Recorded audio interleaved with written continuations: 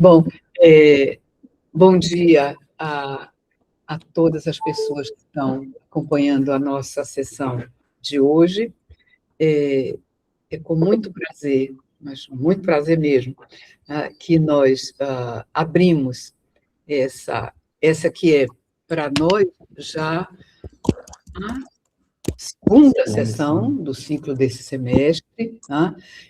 Nós tivemos o enorme prazer de abrir o ciclo no dia 8 de abril, com a professora Cibele Rizek, que apresentou os resultados de uma robusta pesquisa sobre trabalhadores em plataformas de delivery.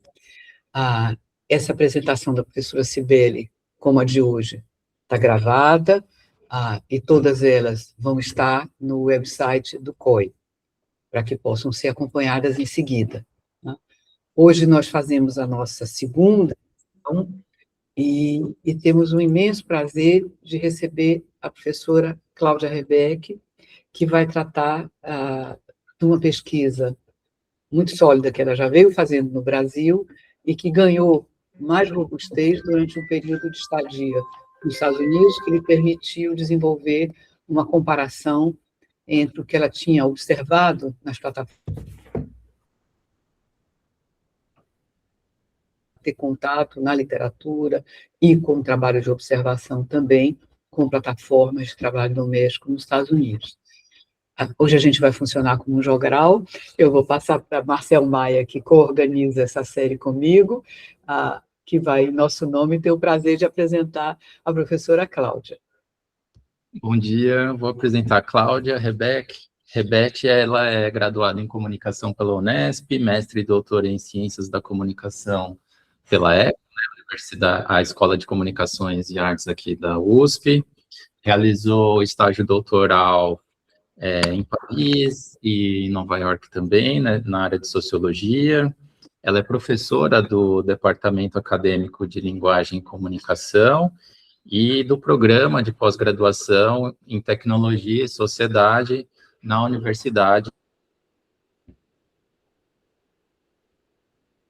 de Pesquisas Interdisciplinares em Tecnologia, Comunicação e Sociedade, com financiamento pelo CNPq, também na Universidade de Tecnologia e Sociedade do Paraná, e é pesquisadora do Núcleo de Gênero, Raça e Tecnologia, também na mesma universidade, e do Centro de Pesquisa em Comunicação e Trabalho pela ECA, aqui na ECA, na USP. Então, é com muito prazer que a gente abre para a Cláudia expor os achados dessa pesquisa comparativa que ela vem desenvolvendo. E com muita alegria a gente acolhe Cláudia do outro lado do balcão no dia de hoje, porque Cláudia é uma frequentadora regular de todos os debates que a gente tem feito desde o ano passado, contribui muito nas discussões, e agora vai ser a nossa vez também de ouvi-la. Bem-vinda, Cláudia. Muito obrigada, Nádia, Maciel, todo mundo, muito bom dia. Realmente tenho acompanhado os encontros, tem sido assim um prazer enorme, uma grande satisfação, os encontros sempre muito proveitosos, né? Então agradeço aqui muito o convite do grupo de pesquisa e do COI, da Nádia, do Maciel, e eu preparei para vocês, né, para a gente conversar aqui um pouco, alguns slides que eu queria, acho que já está compartilhado na tela, se eu não me engano, mas eu vou colocar no modo apresentação, né? Acho que aí fica mais fácil Ótimo. de vocês visualizarem, né? Eu vou me esforçar ao máximo para deixar um bom tempo para a gente conversar, até porque acho que o mais bacana é essa interação que a gente pode ter aqui, né, com as considerações de vocês. Então, bom, eu comecei a me envolver assim, com os estudos sobre o trabalho por plataforma digital faz uns 5 anos, quando eu participei da equipe brasileira do Projeto Fair Work entre 2020 e 2023, que é um projeto de pesquisa de âmbito internacional e que ainda funciona muito bem, e que procura avaliar as condições de trabalho relacionadas às empresas de plataforma em quase 40 países do Norte e do Sul, as quais dependem de diversos tipos de trabalho humano, sendo o transporte de passageiros, a entrega de mercadorias e o trabalho doméstico, aqueles mais investigados pelo projeto. Então, a partir dessa experiência de pesquisa, é que eu comecei a me interessar mais especificamente sobre as plataformas digitais de trabalho de cuidado, por 3 motivos, digamos assim. A experiência com o projeto Fair Work, ele me deu pistas de que a intermediação sociotécnica do trabalho de cuidado conduzida pelas empresas de plataforma envolve aspectos diferenciados em relação à intermediação de outros tipos de trabalho também explorados por essas organizações. Então, eu queria mais saber sobre esses aspectos. Segundo, a lógica de organização e gestão do trabalho mobilizada pelas empresas de plataforma depende de variados usos da comunicação, os quais, inclusive, estão diretamente relacionados às condições do trabalho plataformizado. Portanto, conhecer e interpretar esses usos poderiam ajudar a entender melhor a intermediação sociotécnica do trabalho de cuidado conduzidos por essas empresas.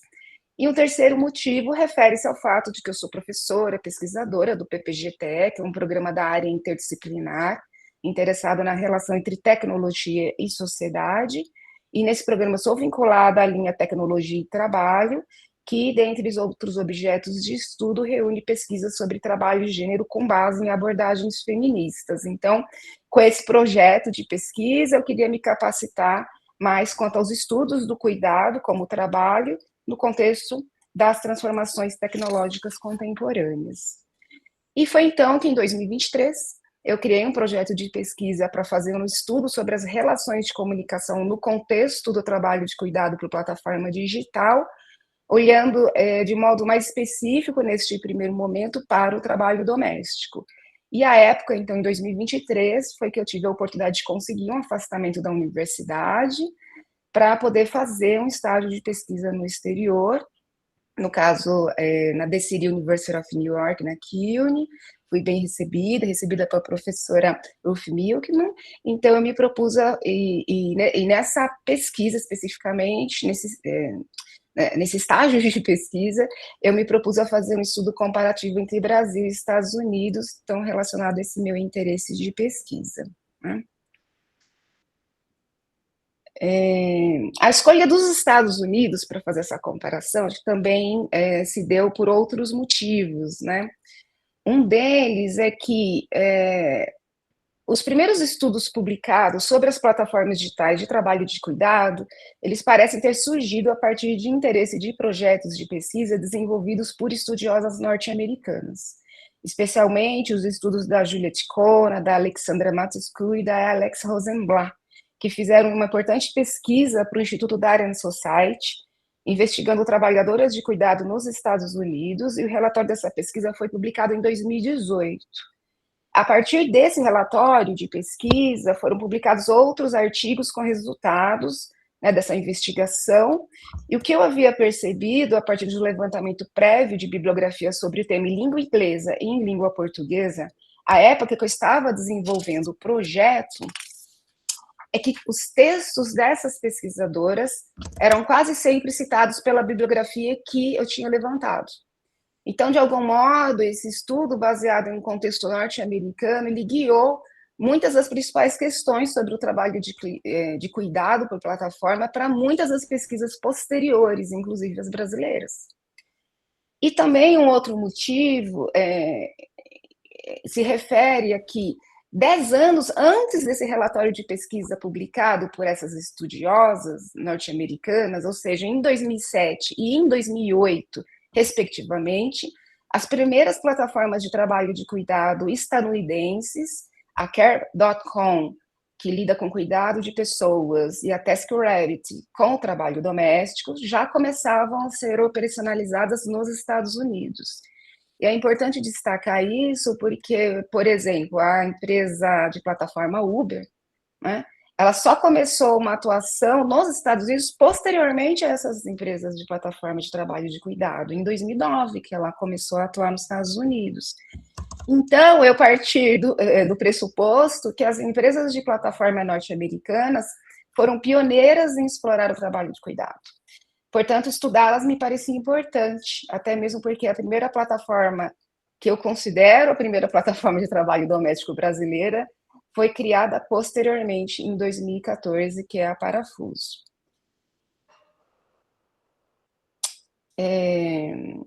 Então, além de tudo isso, um estudo comparativo entre Brasil e Estados Unidos se justificaria porque, embora o trabalho doméstico remunerado tenha historicidades distintas em ambos os países, ele é constituído por uma herança da escravidão e se configura por complexas relações de gênero, raça e classe, as quais são aproveitadas pelas empresas de plataforma para explorar o trabalho de milhões de mulheres. Tendo isso em vista, o trabalho doméstico, tanto nos Estados Unidos como no Brasil, é caracterizado em grande medida por sua desvalorização social, por condições de trabalho precárias e pela falta de garantia de direitos trabalhistas, resultando em baixa proteção social e em práticas de discriminação e assédio sofridas pelas trabalhadoras. Diante disso, meu pressuposto do projeto de pesquisa foi fundamentado pela compreensão de que diferentes usos da comunicação são mobilizados por empresas de plataforma em apoio à sua lógica de gestão e organização do trabalho, a qual é constituída por novos recursos tecnológicos e, ao mesmo tempo, se vale da precarização do trabalho doméstico e de cuidado. E para eu identificar os usos de comunicação mobilizados pelas empresas de plataforma, então eu fiz um levantamento e uma leitura de bibliografia brasileira e estadunidense sobre o trabalho de cuidado no contexto das plataformas digitais. Eu fiz isso à época, né, entre 2023, final de 23 e 24 e começo de 25, digamos assim, e eu ainda tenho acompanhado, né, tentando atualizar esse levantamento, e o que me parece que é uma abordagem, assim, fundamentalmente interdisciplinar, né, envolvendo várias áreas do conhecimento, a área da comunicação, a área da sociologia, do trabalho especificamente, direito, a área da administração, a área das ciências da computação, ciências de dados. Então, assim, existe um diálogo, digamos assim, entre essas áreas de conhecimento para poder estudar, conhecer o trabalho do cuidado por plataforma, né? E ainda é incipiente. Inclusive, toda vez que a gente vai praticamente ler um texto de alguém que está publicando sobre esse tema, vai dizer que isso, não só no Brasil, nos Estados Unidos, mas em outros países, existe assim um empenho assim de quem está publicando sobre isso, falar, olha, a gente precisa de mais estudos, os estudos ainda são incipientes, né? E também fiz um mapeamento de plataformas digitais de trabalho de cuidado em funcionamento no Brasil e nos Estados Unidos naquela época, né?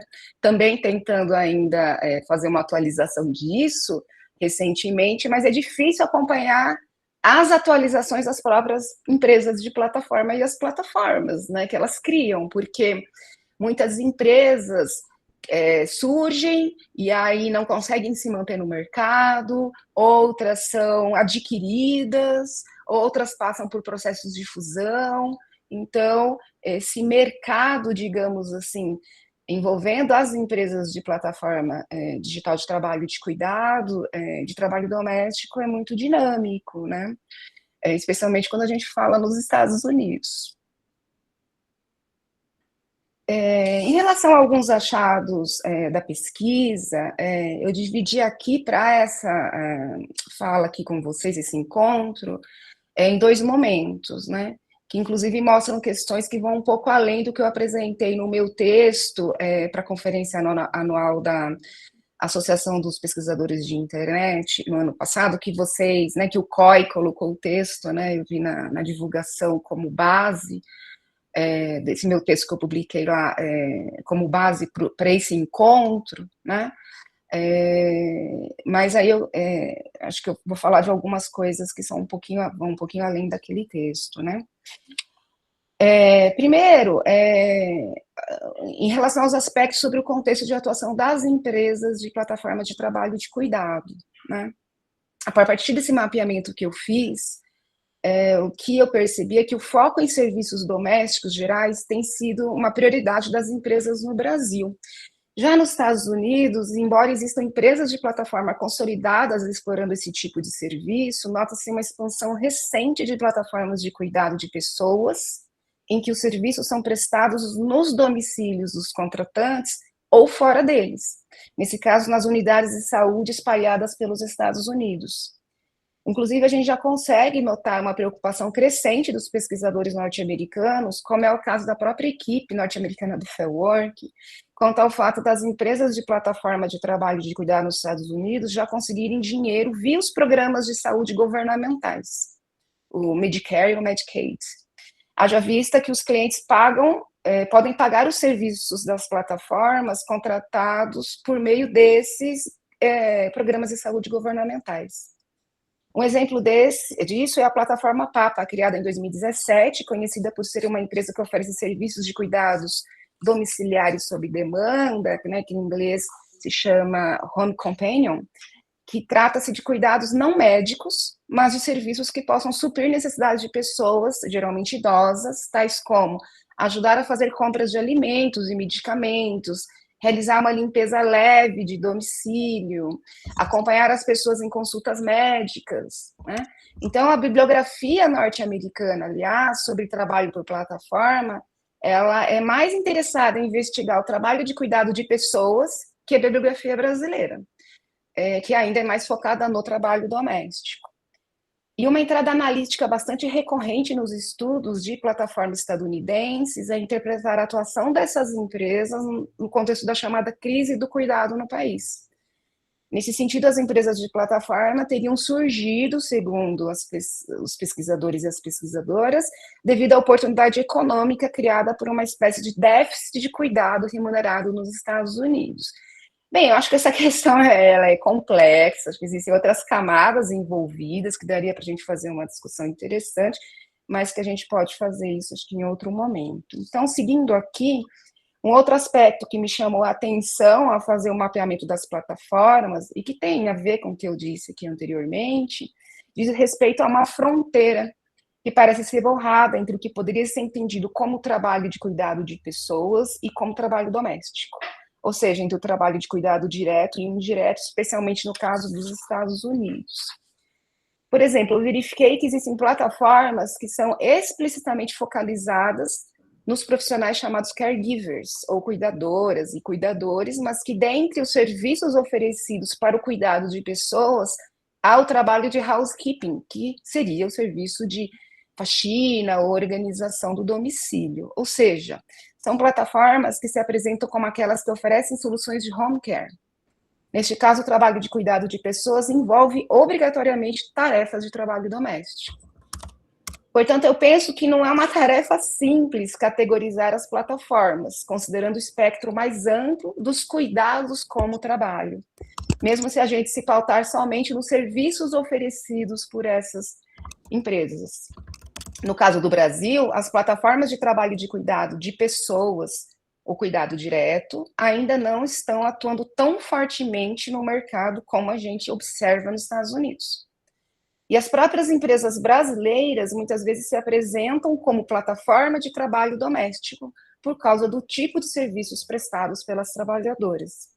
Mas quando a gente traz essa nomeação para as nossas pesquisas, a fim de categorizar as plataformas que mobilizam o cuidado como trabalho, eu penso que a questão não é tão simples. Tanto é que a gente nunca está satisfeita com as descrições e as explicações sobre as configurações das plataformas de trabalho de cuidado que existem.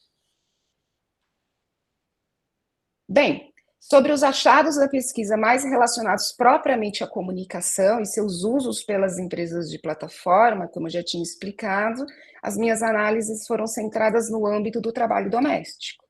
A partir disso, discuti 5 frentes de resultados, digamos assim. Usos de recursos de tecnologia da informação e da comunicação nas relações de trabalho entre empresas de plataforma, as trabalhadoras e os clientes. A apropriação de vozes de trabalhadoras como estratégia de comunicação das empresas de plataforma, visibilidade obrigatória às trabalhadoras como forma de comunicação com os clientes, prescrições de comunicação sobre o trabalho doméstico difundidas pelas empresas de plataforma digital e usos da comunicação mobilizados pelas próprias trabalhadoras fundamentais à sua persistência no trabalho por plataforma. Eu não vou conseguir aqui, por causa do tempo, falar sobre todas essas 5 frentes, mas eu vou fazer um rápido apanhado de apenas certos aspectos que eu analisei na pesquisa, comparando algumas plataformas de trabalho doméstico brasileiras e norte-americanas. As trabalhadoras domésticas precisam saber operar bem um smartphone, e principalmente o aplicativo da plataforma, para estarem ativas sob o controle da empresa. Conseguir mais ou menos trabalho depende, em grande medida, do nível de domínio que as trabalhadoras têm das funções do aplicativo. Há muitas informações no aplicativo que devem ser administradas por elas, as quais fazem parte da gestão do seu trabalho diariamente. No aplicativo da plataforma Parafuso, por exemplo, há uma série de recursos fundamentais para a gestão do trabalho, tais como agendas, oportunidades e ofertas. Combinados a esses recursos, há diferentes categorias de clientes. Uma delas é de cliente preferencial, o qual paga uma assinatura à empresa e solicita o serviço semanalmente ou a cada 15 dias, podendo assim contratar novamente uma mesma profissional. Outra categoria é de cliente favorito, o qual não é assinante, mas também pode enviar uma notificação para a trabalhadora que já fez o serviço para esse tipo de contratante antes, com o objetivo de contratá-la novamente. Essas notificações são nomeadas de convites e ficam disponíveis no recurso designado ofertas. E considerando que o cliente pode convidar várias profissionais simultaneamente, a trabalhadora precisa ficar atenta, segundo a plataforma, entre aspas, ficar ligada no aplicativo e ter rapidez no aceite dos convites. Além disso, se a trabalhadora aceitar convites repetidos de clientes preferenciais, ela pode se tornar uma profissional favorita e poder receber algum tipo de bônus para aumentar a sua remuneração. Dentro da dinâmica de conseguir mais clientes, imposta por essa empresa de plataforma, se a trabalhadora conseguir alcançar um índice máximo de avaliação, ela receberá mais indicações de serviços por meio da gestão algorítmica desenvolvida pela empresa. Mas, para isso acontecer, a trabalhadora precisa saber administrar bem as informações e as funções do aplicativo, a fim de priorizar o aceite de convites de clientes preferenciais. Ou seja, ela deve desenvolver uma habilidade comunicacional nova dentro do seu escopo profissional para trabalhar vinculado à plataforma digital. Criar e atualizar um perfil com uma foto pessoal, informações sobre suas habilidades e sua experiência para a realização do trabalho doméstico é um dos primeiros passos para a profissional tornar-se ativa na plataforma norte-americana TaskRabbit e, consequentemente, ficar visível no aplicativo para os clientes. Mas essa é uma tarefa que requer determinados conhecimentos que o exercício do trabalho doméstico remunerado fora do contexto da economia de plataforma não exige necessariamente. Tendo isso em vista, a empresa de plataforma orienta sobre como as trabalhadoras devem produzir seus perfis com o propósito de chamar a atenção dos clientes. A TaskRabbit ensina a fazer o que ela chama de Effective Quick Pitch, ou seja, uma espécie de argumentação de venda para leitura rápida pelo cliente e que promete ser eficaz para se conseguir a contratação. Desse modo, é recomendado à trabalhadora redigir uma breve descrição que mostre a experiência profissional para a realização do trabalho, permita que os clientes saibam quais instrumentos de trabalho as trabalhadoras têm disponível, informe os clientes sobre limitações que as trabalhadoras tenham e, inclusive, recomenda-se explicar por que aquela profissional seria a melhor escolha para a realização do trabalho demandado. Nesse sentido, exige-se que a trabalhadora assuma a responsabilidade por saber gerenciar as informações sobre si própria, a fim de conseguir chamar a atenção de possíveis clientes. Isto é, espera-se que ela adquira uma espécie de capital comunicativo para se destacar na competitividade com outras profissionais vinculadas à mesma plataforma. Inclusive, mudanças nos recursos dos aplicativos são frequentemente realizadas pelos gestores das empresas de plataforma e, portanto, as trabalhadoras domésticas são orientadas por esses agentes a ficarem bastante atentas para acompanhar essas alterações. A Parafuso, por exemplo, faz transmissões ao vivo na internet e abertas, as chamadas lives, para, dentre outros propósitos, tratar sobre novas funcionalidades do aplicativo que são frequentemente atualizadas. E ele recomenda fortemente que as trabalhadoras aprendam essas novas funcionalidades, caso contrário, elas terão dificuldade de realizar a gestão do seu trabalho. Já a plataforma norte-americana Thumbtack organiza webinários fechados que podem ser acessados apenas por meio de um convite recebido por e-mail. E esses encontros virtuais, e nesses encontros virtuais as trabalhadoras recebem orientações de como devem se comunicar com os clientes. pois trabalhar por intermédio das empresas de plataforma, sejam elas brasileiras ou norte-americanas, exige que as trabalhadoras tenham certas habilidades comunicacionais e interpessoais para suas conversas com clientes via o recurso de chat ou bate-papo do aplicativo. No caso da TaskRabbit, recomenda às trabalhadoras domésticas que utilizem esse recurso para conversar com os clientes sobre os detalhes das tarefas e para registrar informações consideradas importantes sobre a realização do trabalho. Por exemplo, a TaskRabbit incentiva o envio de fotos e mensagens via o aplicativo, as quais retratem a realização do serviço de limpeza desde o seu início até a sua finalização, possibilitando que todos os interessados, trabalhadora, cliente e a própria empresa de plataforma, tenham conhecimento do tempo de trabalho que deverá ser remunerado. O recurso de bate-papo no aplicativo exibe um registro automático de data e horário para cada informação enviada pela trabalhadora. Desse modo, a empresa orienta, inclusive, que as pausas do trabalho também sejam comunicadas, a fim de que os clientes possam acompanhar o progresso de realização do trabalho e saber sobre o tempo de trabalho a ser pago. As trabalhadoras recebem determinadas classificações pelas empresas de plataforma por meio de critérios, tal como a eficácia na rapidez de respostas aos clientes, fazendo com que elas fiquem conectadas ao aplicativo o dia todo. Algumas empresas de plataforma brasileiras e norte-americanas não só permitem, como incentivam o uso do WhatsApp para o contato entre trabalhadoras e clientes. Inclusive, essas empresas já criaram formas de explorar economicamente esse recurso de comunicação no trabalho, ao cobrarem uma taxa para que as trabalhadoras tenham acesso ao número de WhatsApp de clientes. Trata-se de uma possibilidade extra das trabalhadoras se colocarem à disposição do trabalho oferecido para além do seu perfil disponível no aplicativo, segundo as plataformas. A ideia é que os trabalhadoras não apenas aguardem o contratante se interessar pelo perfil e contatá-las. A orientação das empresas é que elas tenham proatividade no contato com o cliente, mas, para tanto, é necessário pagar para conseguir usar o número do WhatsApp do possível contratante como meio de comunicação. As empresas de plataforma demandam das trabalhadoras que mobilizem intensamente usos da comunicação para se tornarem visíveis aos contratantes de seus serviços. No caso da plataforma brasileira Dona Made, as trabalhadoras são orientadas a divulgarem seu trabalho de diarista, utilizando estratégias de marketing pessoal. Pois, segundo a referida empresa, abre aspas, mais do que apenas divulgar o trabalho, ele ajuda a construir uma imagem profissional sólida, gerar credibilidade e abrir portas para novas oportunidades, fecha aspas. Tendo isso em vista, a Dona Made dirige diferentes recomendações às trabalhadoras no que diz respeito a como se vestir para o trabalho, a como se deve apresentar aos clientes e a atenção quanto a explicar os serviços e os valores cobrados.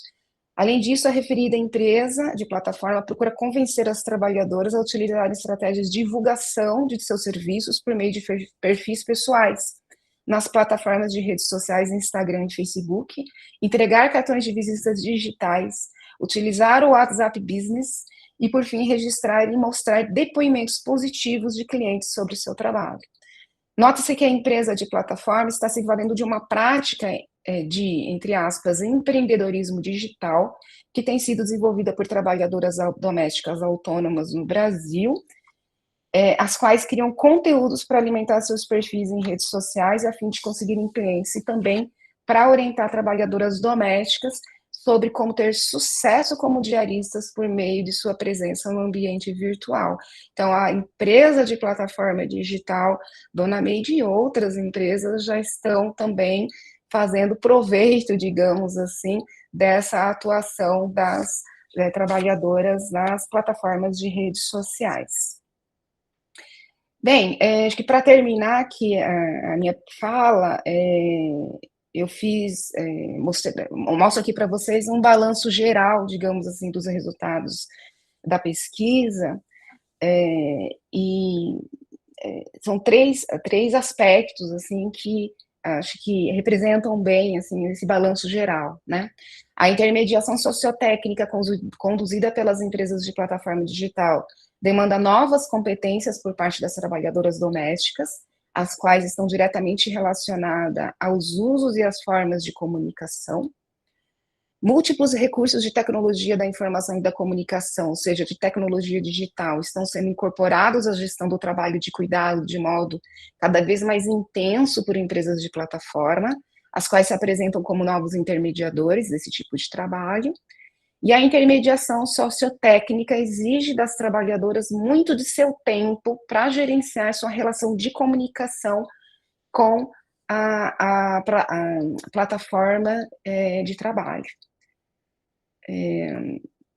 Acho que eu cliquei aqui, gente, parou de compartilhar, mas acho que por enquanto é isso. Obrigada, vou aqui parar de compartilhar a apresentação. A gente está com sono.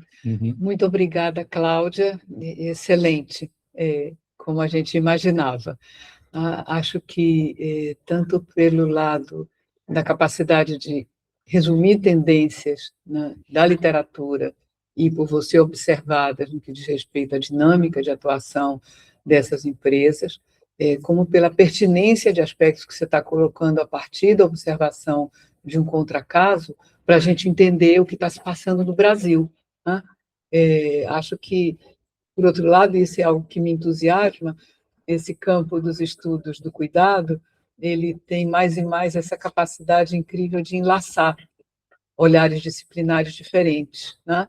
E eu acho que isso enriquece enormemente a análise do trabalho de cuidado, né? Quer dizer, mirar essas relações e essas experiências das trabalhadoras no trato com as empresas, do ponto de vista da questão da comunicação, eu acho que é um prisma muito importante para nós e que você tem sido, de algum modo, pioneira, né, no nosso campo, no Brasil. Então, agradeço enormemente em nome de todos e todas, essa oportunidade de partilhar resultados, e foi uma delícia lhe ver do outro lado do balcão. Daqui a pouco a gente não vai resistir e vai lhe deixar por aí. Bom, é ótimo porque temos tempo, nossa sessão vai até às 12, normalmente nós somos muito pontuais, na última badalada do meio-dia nós terminamos, e aí ela está aberta para comentários, né?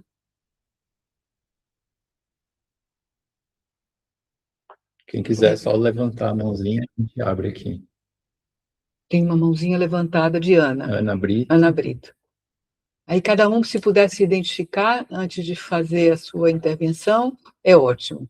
Obrigada, Ana.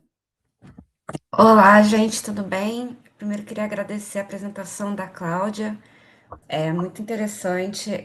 Eu acho que eu já tinha visto você em uma desses encontros do COI expor um pouco a sua pesquisa, e na época eu já falei que eu me identifiquei bastante, porque nessa etapa da minha pesquisa eu estava acompanhando, agora faz um bom tempo que não tem mais, né? Aquele encontro da Parafuso com as profissionais, e eu cheguei a conseguir acompanhar 3 encontros, né? Agora eu não estou mais encontrando, mas para mim era um objeto muito interessante de entender essa relação do aplicativo com as trabalhadoras, né? E uma coisa que eu achei muito, muito diferente, até em relação a outras plataformas.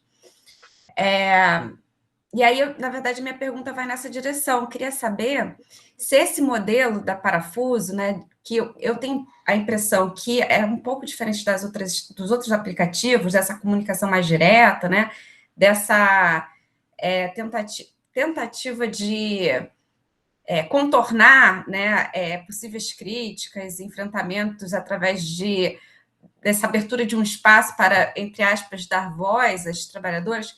Esse modelo de fazer lives também tem nos Estados Unidos? Ou isso é uma coisa particular? Enfim, a minha curiosidade é se eles estão se baseando em algum modelo dos Estados Unidos ou se isso aí é uma inovação da Parafuso. Obrigado, Ana. Cláudia, você prefere reunir alguns comentários? O que vocês acharem melhor. Posso ir, enquanto ninguém levanta a mão aqui, acho que eu Quando a posso. gente tem tempo, você pudesse ir falando de Ana Carol, a gente tem mais uma pessoa, agora 2, com comentários.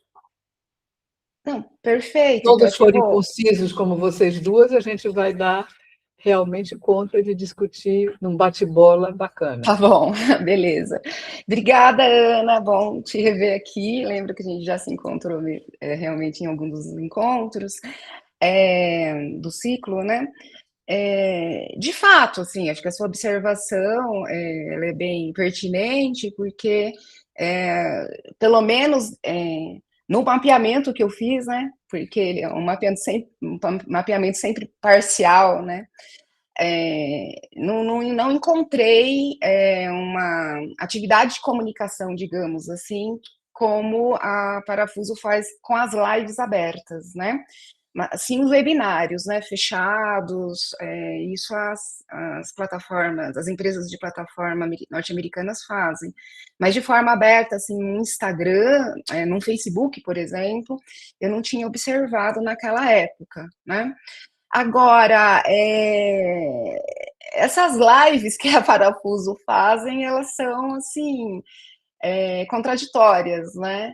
Porque, inclusive, no último relatório do projeto Fair Work no Brasil, foi publicado esse ano, se eu não me engano, né? Ou foi o ano passado. Bom, e lá no relatório, inclusive, mostra um depoimento de uma das trabalhadoras que fala sobre essa suposta abertura, né, que os gestores da Parafuso dão às trabalhadoras para elas poderem comentar, né, insatisfações, tirarem dúvidas, ou darem sugestões mesmo durante as lives, né? Então, inclusive, lá no relatório do Fair Work, essa trabalhadora fala que elas ficaram assim, um grupo de trabalhadoras que criou se eu não me engano, um grupo no WhatsApp, né, para falar sobre o seu trabalho. Elas, quando viram assim uma das lives, perceberam que elas estavam sendo assim questionadas sobre algo na live que elas falaram lá no grupo do WhatsApp, né? Então parecia assim que de fato os gestores ali, né, da Parafuso, quando vão nessas lives também tendem a dizer, assim, a orientar de fato, ou chamar atenção sobre o que eles consideram talvez não seja adequado do ponto de vista da empresa, sobre o que as trabalhadoras estão questionando, reclamando em relação ao seu trabalho, né, com toda razão. Então, quis dizer que, na verdade, essas lives me parecem que elas não são tão, assim, um canal de fato de abertura de diálogo, né, de poder ouvir, de fato, as demandas das trabalhadoras e poder dar conta das expectativas delas, né. Eu vejo essas lives, na verdade, como mais uma atividade de comunicação empresarial, digamos assim, na relação com as trabalhadoras, né. Então, é uma atividade que tem como propósito principal prescrever o trabalho delas, né, e orientar como elas devem agir em relação, então, ao próprio, os termos o contrato e os termos de aceite que se modificam, né, frequentemente, o próprio funcionamento do aplicativo, né, o que elas devem se atentar em relação àquilo, né, essas modificações. E também acho que algumas lives que eu acompanhei, também não acompanhei todas, né, eu percebo que existe uma estratégia de tentar também, de algum modo, assim, envolver a subjetividade dessas trabalhadoras, sabe, em relação a uma racionalidade da gestão do trabalho da empresa de plataforma. E que isso não é uma novidade como estratégia de comunicação empresarial, né, e corporativa, digamos assim. Então, a gente percebe que em outros ramos, em outros serviços, não necessariamente, né, como uma empresa de plataforma, né? Então, a empresa, no caso a Parafuso, acho que ela se aproveita já de um conhecimento prévio dos gestores sobre comunicação empresarial, né, na relação com trabalhadores. Então, eu acho que é um pouco isso. Passo a palavra. Certo, obrigado, Cláudio. Deixa eu ver se Arthur tinha levantado a mão, Arthur Guerreiro, só para confirmar se baixou sem querer ou quer comentar. Oi, desculpa, eu estou aqui numa situação na universidade e eu estava tentando encontrar um lugar que eu pudesse falar, acho que agora eu vou poder. Só para me apresentar aqui primeiro, eu sou Arthur, sou estudante de doutorado da Universidade de Duisburg-Essen, na Alemanha, e eu faço agora estou escrevendo um artigo justamente sobre trabalhadoras domésticas no Brasil e um pouco o que mudou nos últimos 20, 30 anos nessa profissão.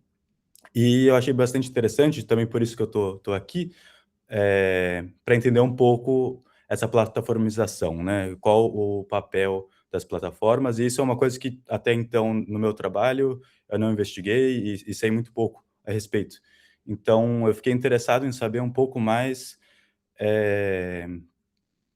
primeiro, desde quando existem as plataformas no Brasil, e se existem dados de quão presente o trabalho através das plataformas em relação a uma relação mais direta entre as trabalhadoras e os empregadores. Não sei se existem dados sobre isso, ou se existe pelo menos uma percepção subjetiva, né? Eu estou morando fora do Brasil faz um tempo, então não sei exatamente como é isso. Tipo, eu lembro de quando eu morava no Brasil, era uma coisa um pouco rara, né? Não sei o quão presente isso é, e eu gostaria de saber um pouco mais. E, além disso, eu gostaria de saber também o que isso implica para a relação entre empregadas e empregadores, na relação, uma relação de subordinação, de uma relação de possibilidades de abuso, né? Então, eu imagino que isso deve mudar um pouco o tipo de relação, né? Com certeza, uma relação que passa pela plataforma é diferente de uma relação de uma empregada doméstica que é vista, vamos dizer, como parte da família, né? Que vive ali junto com a família. E que, por um lado, eu imagino que possa levar a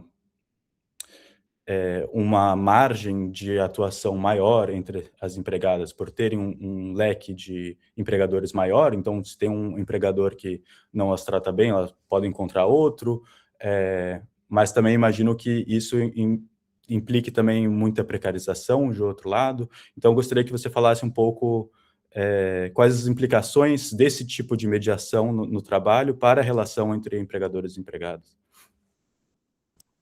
Obrigado, Arthur. Vou passar para a Cláudia, depois a gente tem a inscrição do Brauner e da Nádia. Oi, Arthur, obrigada aí pelas suas perguntas, né, e por estar aqui com a gente. Então, a gente, assim, tem, acho que a primeira coisa é estudos, assim, importantes, né, de pesquisadoras e pesquisadores brasileiros, que nos últimos 10 anos, digamos assim, a gente tem se esforçado bastante em discutir todas essas questões que você trouxe para a gente, né? Porque aqui a gente não vai poder conseguir assim, falar sobre tudo isso, mas eu recomendo muito assim, leituras, né, do próprio grupo de pesquisa que a Nádia coordena, né? Então, a gente tem, por exemplo, um relatório de pesquisa muito importante, foi publicado em 2023, na época do projeto Who Cares, que a Nádia coordenou, e que tem muitas pessoas aqui hoje desse encontro que fizeram parte, né? E esse relatório, tem um relatório específico que foi escrito pela Ana Cláudia Cardoso e pela Maria Júlia, e que traz um apanhado, assim, muito importante, assim, de um mapeamento que elas fizeram de plataformas de trabalho de cuidado e trabalho doméstico, e também uma revisão bibliográfica, assim, importante, né? E questões, né, que elas vão colocando para a gente ali, para a gente entender todas essas camadas que envolvem a relação, inclusive, entre as empresas de plataforma, os contratantes dos serviços e as trabalhadoras dos trabalhadores, né? Porque a gente tem, a Maria Júlia até colocou aqui no chat, né, o link desse relatório, porque, de fato, existem muitas questões envolvidas, né? Então, a gente pode discutir e compreender o trabalho de cuidado no contexto das plataformas digitais, a partir de condições objetivas e condições subjetivas, né? Quer dizer, aspectos objetivos e aspectos subjetivos do trabalho, né? Que é o trabalho, o cuidado como trabalho. Acho que já começa por aí, né? Que aí a gente tem uma complexidade de entender, né? Que não é algo simples. Então, e seja no Brasil ou seja em outros países, o cuidado como trabalho, ele tem uma complexidade que a gente precisa, inclusive, tentar entender essa complexidade para entender esse cuidado como trabalho no contexto das plataformas digitais, né? Que eu, por exemplo, sou uma novata, digamos assim, nos estudos sobre o cuidado. Esse grupo que está aqui, essas pessoas desse grupo de pesquisa, são muito mais feras, obviamente, conhecedores sobre isso, né? Então, mas eu vejo que a gente precisa conhecer esses estudos para poder também se inteirar sobre tudo isso. Agora, por exemplo, quando o projeto Fair Work, do qual eu participei durante alguns anos, que ele, não sei se você conhece, ele atua em vários países, né, quase 40 países, ele está preocupado em investigar as condições de trabalho, né, envolvendo as empresas de plataforma. Então, quando a gente olha para as empresas, no projeto Fair Work, para as empresas de plataforma de trabalho de cuidado e trabalho doméstico, a gente está olhando para essas condições de trabalho que são dadas aos trabalhadores e às trabalhadoras a partir da lógica de gestão e organização do trabalho das empresas de plataforma. Né? Porque a gente nunca pode esquecer que as plataformas, a gente fala plataformas digitais, mas as plataformas, elas são uma infraestrutura tecnológica e quem cria e operacionaliza essas plataformas são empresas privadas, né? Empresas que estão explorando trabalhos, os mais diversos tipos de trabalho que são ali, fazem parte do modelo de negócios dessas empresas. Então, as condições de trabalho, o projeto Fair Work tem mostrado ano a ano, seja no Brasil e em todos esses outros países, as condições de trabalho relacionadas às empresas de plataforma digital de trabalho de cuidado são muito precárias, assim como em outros tipos de trabalho. Né? Então, essa relação, porque assim, né, você fala assim, a relação entre o empregador e entre as trabalhadoras, né? Agora, e aí tem uma outra questão, né? Porque assim, bom, as empresas de plataforma se colocam como não empregadoras. Elas se colocam de forma neutra, né? Supostamente, mas não existe a neutralidade, elas são responsáveis. Aí você vem, né, pelos estudos, por exemplo, da área do direito do trabalho. Então, tem muitos estudiosos no Brasil que preocupados, né, e discutindo como é que se dá esse vínculo empregatício, digamos, né? Essa subordinação. Então, quando a gente fala dessa subordinação, essa subordinação ela se dá de quais modos? Ou ela não se dá? O que a gente percebe dos estudos mais críticos, seja do direito do trabalho, da sociologia e de outras áreas do conhecimento, quando se fala dessa ideia de subordinação, essa questão está relacionada também às especificidades, digamos, sobre o que é essa relação de trabalho que poderia gerar um vínculo empregatício, inclusive. Então, assim, a disponibilidade para o trabalho. Então, se a gente pensar que as trabalhadoras ali que precisam ficar o tempo todo ali ligadas, né, nas notificações que elas recebem, né, no aplicativo, nessa relação que elas têm que ter com os contratantes de dos serviços delas, ou os clientes da plataforma, digamos assim, elas precisam de um tempo enorme de disponibilidade para isso, elas ficam à disposição. Né? Então, ao mesmo tempo, a gente percebe empresas de plataforma, como foi o exemplo que eu dei da TaskRabbit, se eu não me engano, empresa norte-americana, que ela, inclusive, registra no aplicativo, inclusive, o tempo, né? Quando que a trabalhadora tem que dizer, inclusive, quando ela está descansando lá no tempo de trabalho dela, né? No trabalho que ela está realizando, na limpeza, por exemplo, o trabalho de limpeza no domicílio. Então, ela tem que ficar todo momento, ela tem que explicar, ela tem que informar, ela tem que, né? Agir de modo comunicativo mesmo com a plataforma. Agora, porque a plataforma ela quer ter uma relação com o contratante de serviço, quer dizer, a empresa de plataforma, essa relação contratante de serviço, que ela possa fazer uma gestão do trabalho das trabalhadoras, inclusive do ponto de vista de dizer o quanto que deve ser pago para esse trabalho. Se esse trabalho é um trabalho por hora, ele é um trabalho por... ou ele é um trabalho que vai ser remunerado por o tipo, a atividade desenvolvida, a tarefa desenvolvida, né? O que a gente, inclusive, tem percebido é que muitas empresas de plataforma, seja no Brasil ou nos Estados Unidos, decidem que a remuneração tem que ser por hora de trabalho, né? Então, isso também é uma coisa importante. Agora, quando você pergunta quando que as plataformas de trabalho de cuidado e trabalho doméstico começaram a existir, acho que essa também é uma questão importante, mas que não sei se a gente tem um consenso, vai depender um pouco das investigações. Então, por exemplo, o que eu vejo na literatura assim, a norte-americana, né? E talvez com uma interpretação minha também sobre do que eu li, né? Que as primeiras empresas de plataforma, tipo a Care.com, né? E a TaskRabbit, que foram criadas em 2007, 2008. Né? Então, elas começam ali nesse período. No Brasil, tem uma discussão, digamos, entre as pessoas que pesquisam, porque, por exemplo, eu considero que a Parafuso é a primeira plataforma de trabalho e de cuidado doméstico brasileira, criada em 2014. Que ela realmente foi criada como uma empresa de plataforma.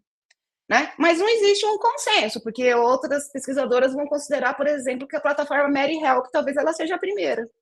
E aí ela foi criada antes de 2014.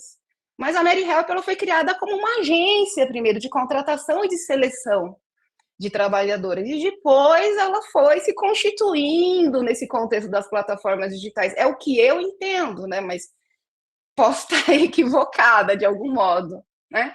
Agora, o que me parece interessante também pensar é que essas plataformas de trabalho de cuidado, seja no Brasil ou nos Estados Unidos, elas surgiram antes de empresas de transporte de passageiros. Ou ao mesmo tempo, que se você pensar assim, a Parafuso foi criada em 2014 e a Uber começou a atuar no Brasil em 2014. Né? Inclusive foi na época da Copa do Mundo, tal. Então, ao mesmo tempo, né? Mas os estudos sobre o trabalho do cuidado no contexto das plataformas digitais, eles ganham menos interesse, né? E talvez porque tenham, não só do ponto de vista acadêmico, mas sempre quando a gente, por exemplo, lê sobre isso na mídia, na imprensa, a gente lê muito mais, né? Sobre o trabalho de motoristas e o trabalho de entregadores do que o trabalho, né? De trabalhadoras domésticas, do cuidado. Então, existe também, assim, talvez seja pela ideia de invisibilidade desse trabalho. Agora, também é um tipo de trabalho que não está nas ruas, né? Então, assim, o trabalho doméstico, ele é privado do ponto de vista, assim, ele está dentro das residências, nos domicílios, ou em outros espaços, né? Que eles não estão ali na rua, né? Então, acho que talvez tenha um pouco disso, né? Passar a palavra. Obrigado, Cláudia. Browner? Oi, pessoal, vocês me escutam bem? Sim. Sim. Bom dia, Cláudia, parabéns pela apresentação e obrigado, assim, pela... Enfim, estou aqui pensando em várias questões que derivam da sua exposição. Bom, meu nome é Brauner, eu sou... agora estou numa fase de transição, eu recém defendi meu doutorado no IESP, da UERJ, em Sociologia, no ano passado, e... Enfim, tenho interesse em pesquisa sobre empreendedorismo popular, trabalho por conta própria, gestão de negócios familiares, e estava aqui, enfim, não sei se, eu acho que deriva um pouco da questão do Arthur, então pode, enfim, se sentir à vontade para ser um pouco mais breve na pergunta. Na verdade, eu fiquei pensando um pouco nas mediações, né, do aplicativo, no sentido de pensar as alterações dele ao longo do tempo, né? Eu fiquei pensando, você trouxe alguns aspectos que me chamaram a atenção, como a questão do WhatsApp, né? Que em outros trabalhos de plataforma me parecem um pouco mais tranquilo separar essas instâncias, enquanto me soa um pouco mais complicado, né, nesse tipo de trabalho, essa impessoalidade, né? Eu não sei se você tem esse registro dessas plataformas, tanto da Parafuso no Brasil, quanto da Rabbit, TaskRabbit e da Care.com nos Estados Unidos, enfim, ou de outras, de como elas foram mudando o desenho delas conforme feedbacks, conforme algumas mediações dos usuários. E aí eu digo usuários comprando momentaneamente o termo utilizado pelas suas plataformas, pensando tanto as trabalhadoras de cuidado quanto as pessoas que as acionam, né? E é engraçado, né? A gente realmente fica, às vezes, com dificuldade de nomear, né? Como o Arthur falou, né? Os empregadores, quem são os empregadores? São a plataforma ou os contratantes, né? Mas, enfim, como que essas plataformas, ou se essas plataformas foram se adaptando, adaptando o seu desenho, os seus algoritmos, conforme esses feedbacks, conforme essa mediação com os seus usuários, né? Eu fiquei pensando, será que essa questão do WhatsApp era uma questão inicialmente prevista, né? Da mesma maneira, né? A gente sabe que é muito frequente, né? Você ter a dispensa da plataforma quando você cria uma relação de confiança, né? Então, como que...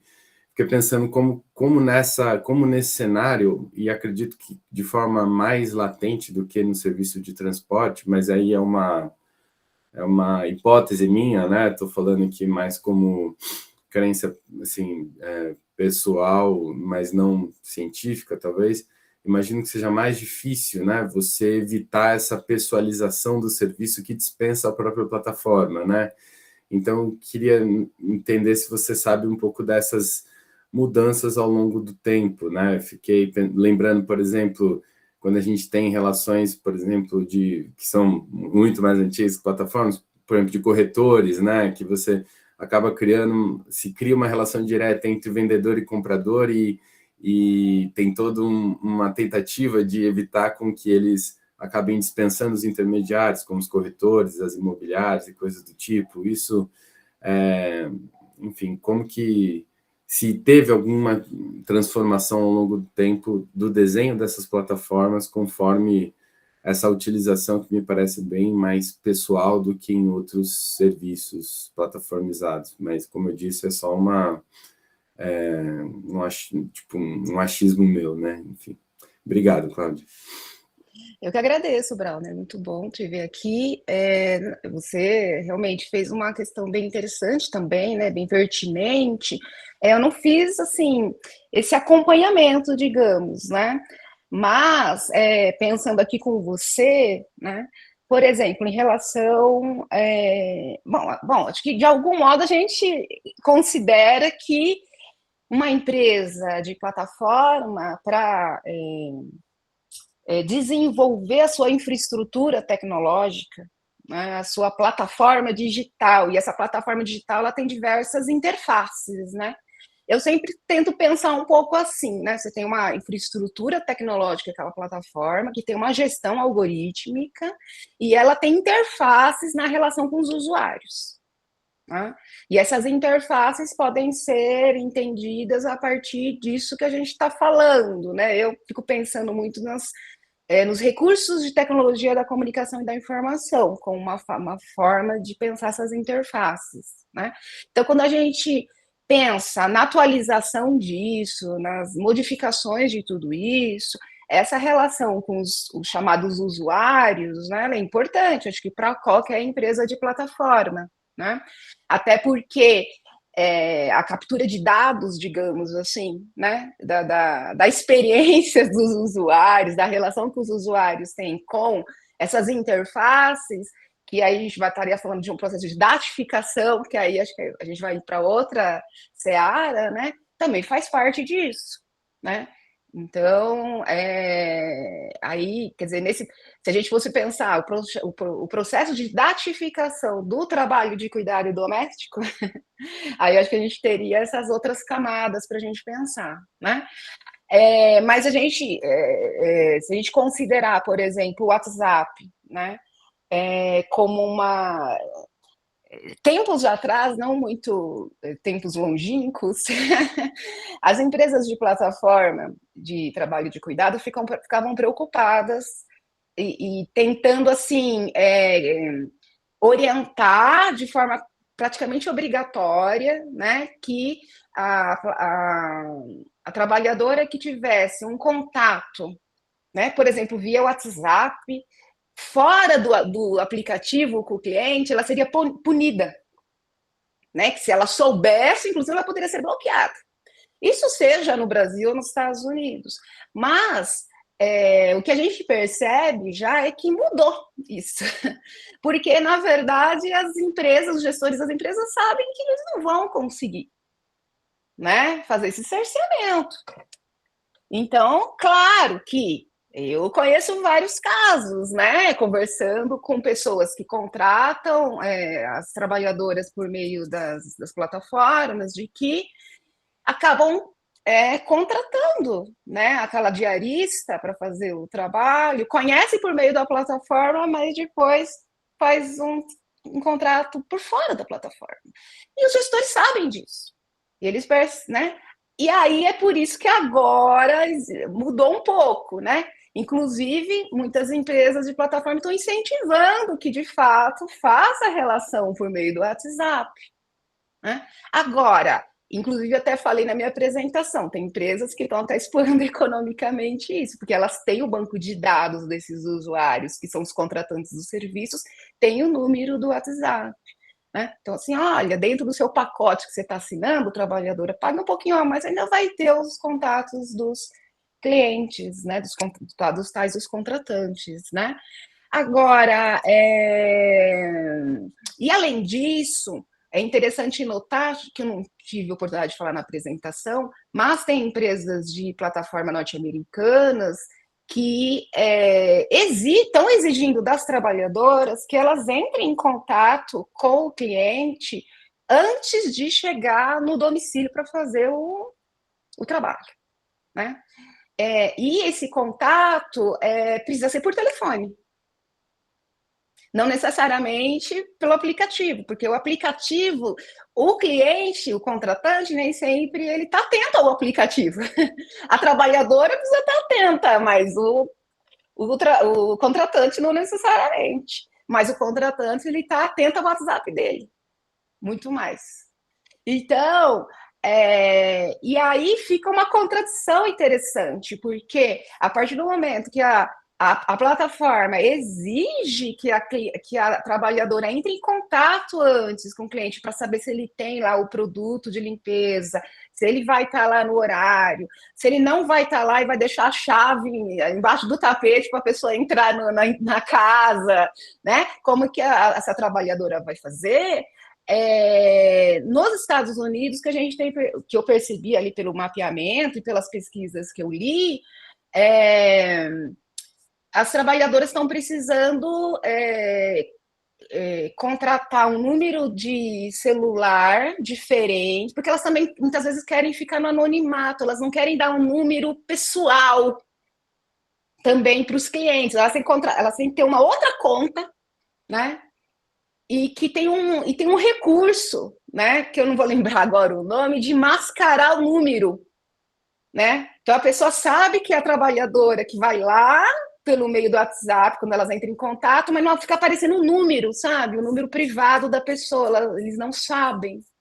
Porque elas muitas vezes não querem ter que fique aquele número também, até por uma segurança própria, né? Porque assim, também não tive a oportunidade de dizer aqui na apresentação, acho que isso pode ser até em outro momento que a gente se encontrar, mas existem várias estratégias de comunicação que as trabalhadoras criam para poder desenvolver o trabalho delas e dar conta não só das expectativas da empresa, mas as expectativas dos clientes, dos contratantes, e as expectativas, obviamente, não é nessa expectativa, né, das necessidades que elas têm de preservar a sua segurança, de preservar a sua privacidade, né?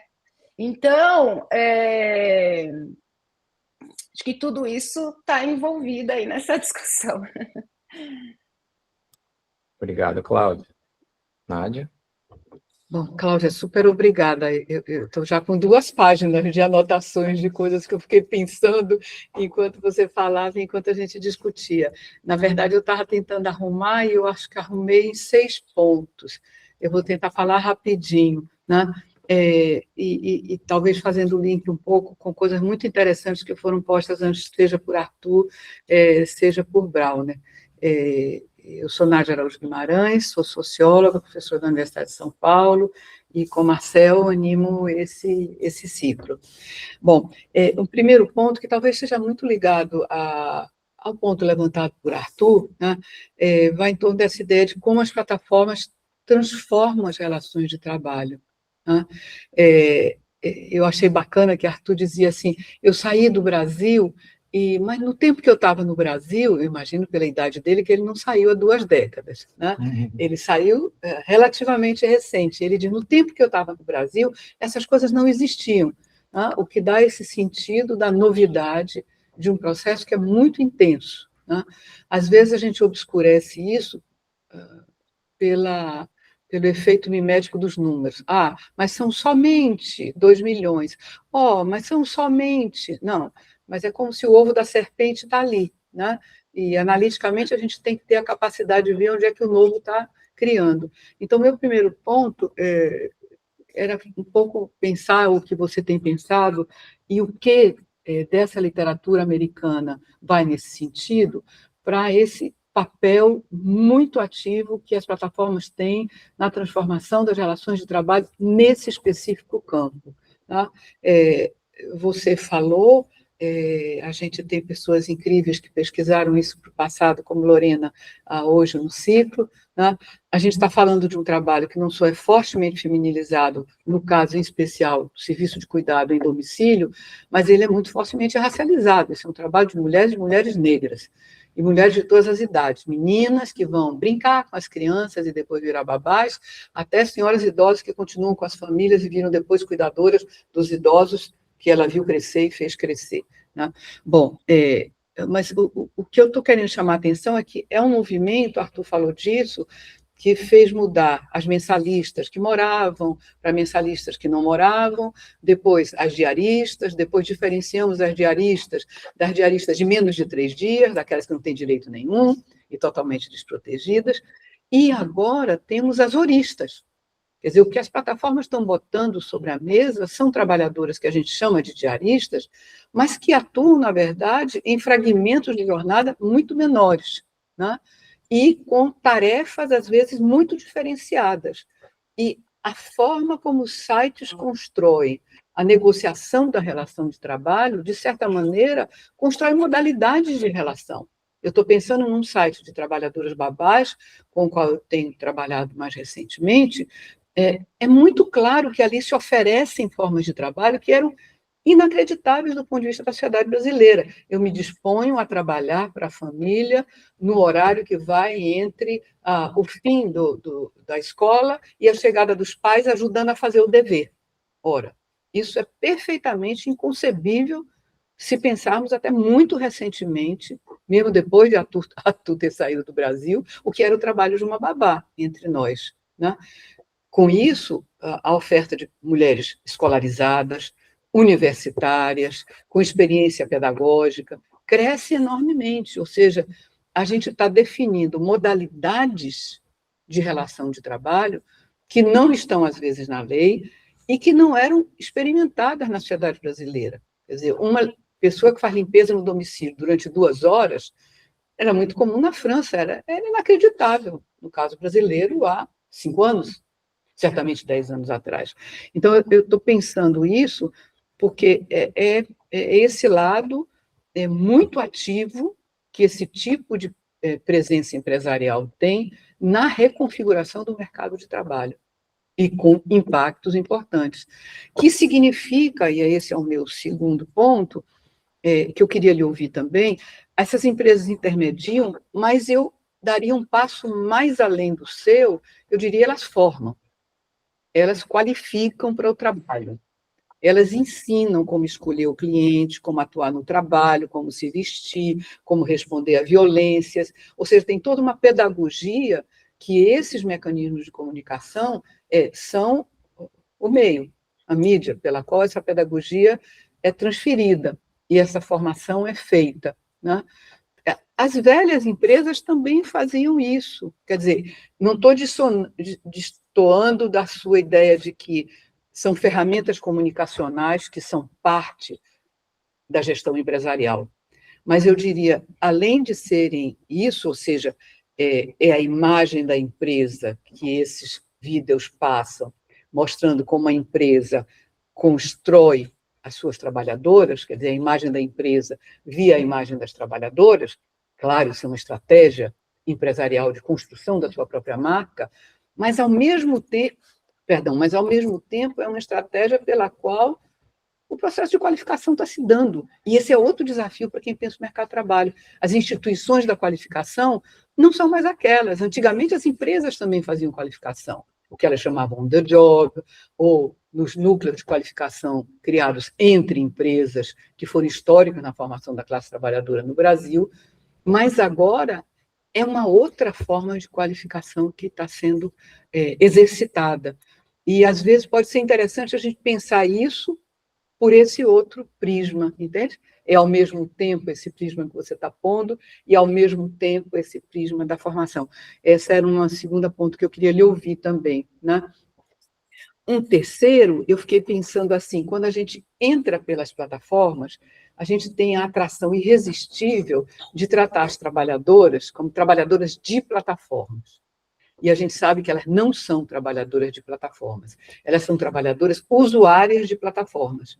E elas são trabalhadoras que, ao tempo que estão em uma plataforma, estão acionando outras plataformas, estão acionando outras formas de mediação, né? Elas se movem por meios digitais, Facebook, Instagram, você mesmo falou, WhatsApp, e suas redes pessoais estão ativadas, as redes que elas criam com clientes a partir das plataformas, ou seja, é uma outra ideia também que eu acho que, teoricamente, é muito interessante, esse é o terceiro ponto, a capacidade de agência, né? Quer dizer, a gente não correr o risco de dar agência à plataforma e retirar a agência das trabalhadoras, entende? O que eu acho notável quando a gente olha para as plataformas é que, apesar de tudo, elas não perdem a capacidade de agência. Elas recriam a capacidade de agência. E a gente está falando de trabalhadoras que foram assujeitadas.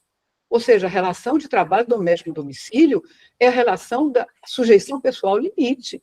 A justiça para na soleira da porta de casa. A gente sabe que é assim no Brasil, né? E a sujeição era absoluta. Então, a gente está olhando esse esforço de recriação histórica desse outro contingente de trabalhadoras domésticas, né? Com essa capacidade de agência. Não quer dizer que as antigas não tivessem, obviamente tinham outras modalidades de agência, entende? Que eu fico sempre intrigada, que é legal a gente pensar. Quer dizer, nessa relação comunicacional, como que elas crescem? Que pulo de gato que elas aprendem, né? Como é que elas ultrapassam a plataforma? Tem um texto que a gente fez e que saiu na Tempo Social, eu adoro por duas razões. Uma, por um levantamento que Ana fez em bibliotecas de apps sobre os apps de cuidado, e era uma forma indireta de datar o ingresso do trabalho plataformizado no Brasil, quer dizer, desde quando há apps, né, operando, né, e a gente tem uma outra maneira de datar, mas tem um outro lado muito interessante, que é ver essa capacidade de agência para se defender da violência, para criar redes fora da relação com a plataforma, para detratar clientes. Não responda a fulano, ele é um assediador, né? Então, acho que é bem interessante isso. Meu quarto ponto, para ser bem rápida, nesse momento, nós estamos na nossa equipe muito preocupados com essa retaguarda da ação da empresa. Ou seja, via de regra, as nossas pesquisas têm esquecido que o algoritmo não é suficiente. A gestão algorítmica não faz as coisas. Ou seja, tem humanos que estão na retaguarda dessas empresas, que são trabalhadores das plataformas. Não são as trabalhadoras domésticas intermediadas pela plataforma, mas são os humanos, que são trabalhadores das plataformas e que acionam essas estratégias comunicacionais, definem novas estratégias para as empresas, reconfiguram. E a sensação que eu tenho é que no Brasil a gente sabe quase nada sobre isso. A minha pergunta é nessa literatura americana que você revisou, há alguém interessado nisso? Há resultados bons sobre isso? Ou seja, a gente intui algumas coisas, eles são poucos, né? Diferentemente da retaguarda administrativa, gerencial das empresas, aspas, convencionais, que era robusta, essa é muito enxuta. Às vezes não tem nem local de trabalho, eles estão em diferentes locais, né? É um trabalho muito intenso em tecnologia, né? Então, a gente está falando de uma força de trabalho que está ligada ao processo de plataformização, que ela é muito fortemente invisibilizada.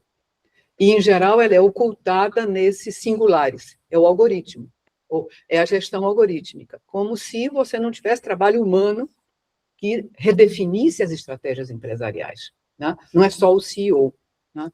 Então, minha pergunta é isso. A gente sabe mais disso? Meu quinto ponto é muito interessante também, que você tocou isso, tem uma transição nas modalidades de firmas e modos de intermediar no cuidado, né? A gente tinha as agências físicas, agências de empregadas domésticas, depois a gente passou a ter agências que tinham uso de digital, colhiam currículos, disponibilizavam, operavam quase como job boards. A gente passa a ter as plataformas. Quer dizer, esses agentes são heterogêneos no tempo, eles vão se transformando no tempo, e às vezes até interseção entre eles, né? Agências que operam fisicamente, mas que operam também como plataformas, agências físicas que sobrevivem, né? Eles vão mudando no tempo, mas em cada tipo de agente desse, a gente replica a heterogeneidade. Quer dizer, é muito grande a heterogeneidade entre as plataformas. Na nossa equipe, a gente tentou trabalhar sobre isso, tem um texto lindo que foi preparado, alguns estão aqui, por Maju, Douglas, Maria Júlia Pereira, Douglas Silva, Fabiana Benedito, a gente acaba falando os apelidos, né? E que tratava como esses modus operandi variavam, né? Entre empresas plataforma, que a gente tende a singularizar, né? E tem uma coisa bacana, que a gente tem muito estudo de caso já no Brasil, né? Sobre a Parafuso, sobre a Get Ninja, né? Mas cada estudo de caso entra no seu caso, né? E perde um pouco essa diferença que é marcante na atuação dessas empresas. E a gente passa a tratá-las no singular, né? Então, meu ponto há uma heterogeneidade entre elas, no mesmo momento do tempo. E no caso da plataforma, a gente tem aprendido isso com a pesquisa de Marcel Maia, nosso colega, elas são negócios que, com frequência, surgem como startups, né? Que se reconfiguram no tempo, né? Com frequência diversificam os interesses e, com frequência, reorientam os interesses empresariais às vezes até saindo do campo de atuação da intermediação de trabalho como um campo prioritário. Ou seja, eu ficava pensando, tem um polimorfismo, mas tem também uma espécie de transformismo nesse segmento, que a gente tende a obscurecer, de novo, o que a gente trata no singular, ou um plural genérico, as plataformas, né? Quer dizer, não sei se essas coisas aparecem também na literatura americana. E um último ponto que é perfeitamente lateral, eu adorei que você falou dessa coisa da invisibilidade das plataformas de cuidado, quando foram elas as primeiras a aparecerem na história da plataformização, antes das plataformas de entrega, inclusive, que eu diria com você, é uma outra forma de flagrar a invisibilidade do cuidado enquanto campo. Né? Notável que a gente não tem estatística no Brasil sobre isso, até hoje. E quando produz, só tem olhos para entregadores. Né? São poucas. São poucas. A plataforma de cuidado de crianças com a qual eu estou trabalhando tinha, há 3 meses atrás, 200 mil perfis ativos no Brasil. Isso não importa, do ponto de vista das relações de trabalho, né? Esse era meu último ponto, mas adorei você ter chamado a atenção no começo e no fim para essa história mal contada de quem veio primeiro. Né? E super obrigada, foi excelente lhe ouvir. Obrigado, Nádia. Cláudia? Eu que agradeço. Pobre Cláudia, temos 5 minutos. Rapidinho aqui, ó. Muito bom sempre ouvir você também, né? Deixa eu ver aqui. As modalidades das relações de trabalho desenvolvidas pelas empresas de plataforma, né? E essas modalidades de relações de trabalho, elas vão se desenvolvendo, né? É um processo, digamos assim, e eu concordo, né? De fato. E aí, de novo, né, que assim, eu vejo assim, tanto muitas vezes nas formas de interpretação dos estudos, sejam norte-americanos ou brasileiros, a gente também poder, assim, colocar cada agente no seu lugar, digamos, no sentido de que o que é uma empresa de plataforma e o que é a plataforma digital. Né, existe também uma espécie assim, de confusão também, de mistura, que dificulta muitas vezes olhar para isso que você está falando. Né? Porque, e aí eu não vou falar assim, item por item aqui, mas acho que eu vou fazer um apanhado geral do que você disse, quando a gente fala sobre o que é a empresa de plataforma que cria uma plataforma digital, e que ela tem modelos de negócios diversos, né, para poder gerenciar o trabalho das outras pessoas, né, dos trabalhadores e das trabalhadoras. Então, se você pegar na perspectiva da literatura norte-americana, dos estudos norte-americanos, existe uma preocupação em tratar sobre isso, mas de forma talvez um pouco menor, né? Eu acho que no Brasil, os estudos, quando fala de trabalho de cuidado, a gente margeia isso para falar, né, em relação aos modelos de negócios, mas eu acho que a gente ainda não se aprofunda muito sobre isso. Bom saber que o Maciel aí está estudando mais sobre, né, esses modelos de negócios para mostrar dessa heterogeneidade que existe entre essas plataformas de trabalho de cuidado. E aí o que eu vejo também, por exemplo, no Brasil, existem, pelo menos no mapeamento que eu fiz, existem assim, algumas empresas de plataforma que são criadas muito pequenas, elas não são startups, né? Elas são assim, criadas a partir de um interesse. Então, tem um caso que é de uma pessoa que trabalhava como arquiteta e ela foi lá, né, fez uma parceria com um desenvolvedor que já tinha uma experiência sobre como desenvolver uma infraestrutura tecnológica pequena, pouco robusta, mas que também faz essa intermediação, digamos, entre as trabalhadoras domésticas e os contratantes de serviços. E vai lá e cria uma infraestrutura tecnológica, não tão muito robusta, não tão muito complexa, mas se coloca como uma agente intermediadora disso, né? A partir de um modelo de negócio que tem, assim, especificidades que não são necessariamente as mesmas dessas grandes empresas de plataforma, né? Que já estão, que tem uma lógica, assim, talvez mais, às vezes até refinada de como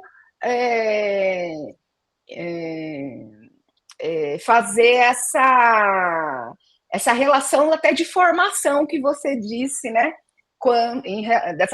Dessa pedagogia, né? Dessa formação em relação ao trabalho doméstico e ao trabalho de cuidado e nesse contato, nessa relação direta, digamos, com as trabalhadoras, né? Com essa ideia de processo de qualificação, né? Agora, e quando você fala desse processo de qualificação, é interessante que, quando a gente vai observando as prescrições de trabalho que as empresas de plataforma fazem para as trabalhadoras domésticas, elas não esquecem, e ela nunca, pelo que eu vi de todas as plataformas que eu observei, seja nos Estados Unidos ou no Brasil, de explicar o que é o trabalho doméstico. Né, as tarefas do ponto de vista mais tradicional que a gente conhece. Todas elas, nos seus materiais de comunicação, vão dizer, olha, primeiro, como é que é limpar um cômodo? Como é que é fazer a faxina de tal coisa? Como é que o que você tem que saber do ponto de vista da sua qualificação profissional, das suas capacidades, das suas qualificações, lavar bem uma roupa. Elas dizem isso claramente, elas orientam isso, elas não esquecem disso. E que isso é uma coisa interessante de observar. Né? Por outro lado, essas plataformas, essas empresas estão também trazendo assim, uma camada de como qualificar essa trabalhadora para poder dar conta dos recursos de comunicação que elas precisam desenvolver, que elas precisam saber, né? Então elas precisam,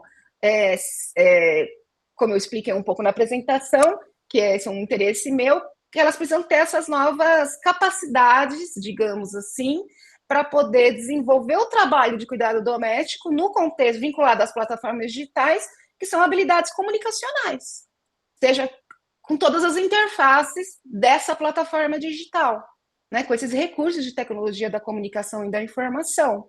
Né? Então, concordo, elas estão ali, as empresas tentando fazer essa formação, digamos, essa qualificação, né?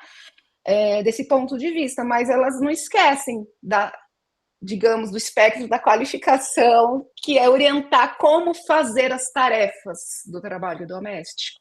Né? E que aí talvez elas queiram continuar demarcando, assim, né? O que é essa ideia de tarefa de trabalho doméstico, para quem serve isso, né? E aí tem outras, quando a gente vai fazer uma análise do discurso desses aspectos, assim, que a gente levanta, aí tem coisas interessantíssimas, né? E acho que, por fim,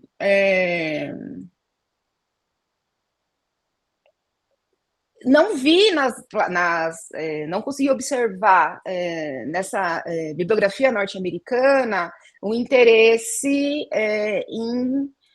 de forma muito evidente, digamos, talvez assim, pontual, mas não de forma evidente, sistematizado, isso que você está dizendo, né, que tem sido um interesse de pesquisa do seu grupo, em entender essa retaguarda que você fala, né, que você chama de retaguarda, da ação da empresa, né? Para além dos CEOs, né, dos gestores, assim, que são os criadores, digamos, os fundadores das plataformas, quem são esses trabalhadores ou esses profissionais que estão por trás ali, criando essa lógica de gestão e organização do trabalho da plataforma, né? Porque eu fico sempre pensando assim, essa lógica de gestão e organização do trabalho das empresas de plataforma, elas dependem de conhecimentos e experiências e compreensões de trabalhadores de várias áreas do conhecimento, quando a gente fala das plataformas, né?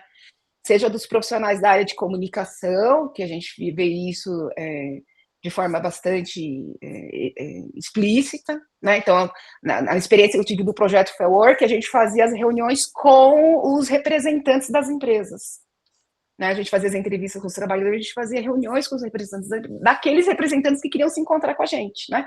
Porque de algumas empresas, eles não queriam nunca se encontrar com a gente. Era um momento que a gente explicava sobre o projeto, que a gente apresentava, depois a gente apresentava os resultados da pesquisa que a gente fez, e o que a gente percebia, assim, que tinha, assim, profissionais nas reuniões, muitas vezes vinha, assim, 5, 10 profissionais das empresas juntos, né? Então, vinha desde vinha o pessoal da comunicação, vinha o pessoal da área do direito, os advogados, vinha vários profissionais, muitas vezes diversas áreas ali, né? Então, você vê que tem ali essa retaguarda, ela é bastante profissional, se você pensar, inclusive, dessas maiores empresas, essas empresas mais estruturadas, né?